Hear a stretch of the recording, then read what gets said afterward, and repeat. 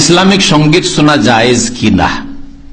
কোরআন সুন্নাহর অনুসারী সালাফের অনুসারী সালাফি ওলামারা বলছেন যে আনাসির ইসলামিক সঙ্গীতের নামে যেগুলি আছে এগুলি জায়েজ নাই।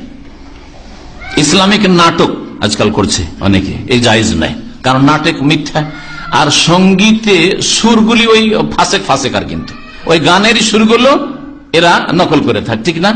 তারপর আরেকটা কথা লক্ষ্য করেছেন, যারা সঙ্গীত শুনে তারা শুধুমাত্র সুর শুনে, অর্থ কি বলা হচ্ছে এগুলো কিচ্ছু শুনে না।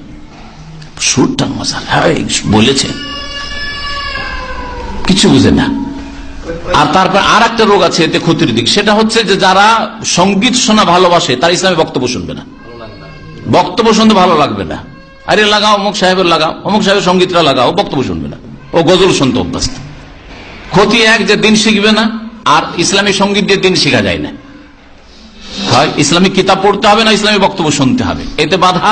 2 নম্বর কথা, ফাসেকাদের পাপিষ্টদের ওই সুরটাকে নকল করা হয়। আর 3 নম্বর কথা, সুরটাই শুনতে ভালো লাগে, ওর ভাব অর্থ কি বলা হলো ওই অত দূরে কেউ ঢুকে না, অত দূরে ঢুকে না। আর সুর অনেক পুরুষেরই সুর কিন্তু মহিলার মতো করে বলে, ওটা আরেকটা খারাপ দিক আছে। বেশ কিছু ইসলামিক সঙ্গীত বলে যেগুলো জিনিস রয়েছে, বেশ কিছু নাজায়েজের দিক আছে। সুতরাং সঙ্গীত কখনো একটু হয়তো ক্লান্ত হয়ে গেছে, দীর্ঘক্ষণ ইসলামিক আলোচনা চলছে, বলে চলো 5 মিনিট হইলো 2 মিনিট হইলো, কিন্তু একজনের গাড়িতে উঠলেই ওই ইসলামিক সঙ্গীত, বাড়িতে গেলে ইসলামিক সঙ্গীত আর পেশা ধরেছেন না, এতে কোনো লাভ নেই, বরং এতে ক্ষতি রয়েছে, ঈমান আমলের ক্ষতি আছে। আর তারপর আরেকটা দিক আছে যে অধিকাংশ মুসলিমরা শিরক বিদাতি কথাবার্তা বলে, নাতে রসুলের নামে শিরকি কথাবার্তা।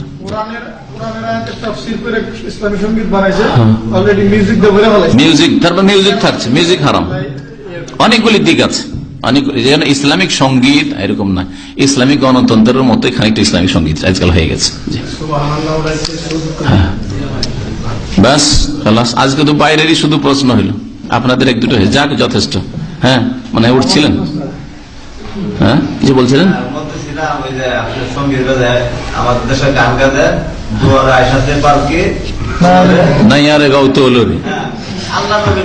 আল্লাহ রসুল ভালো করে জানেন না আপনি? আমি ছোটকালে খুব শুনেছি আল্লাহ রসুল কি বলে,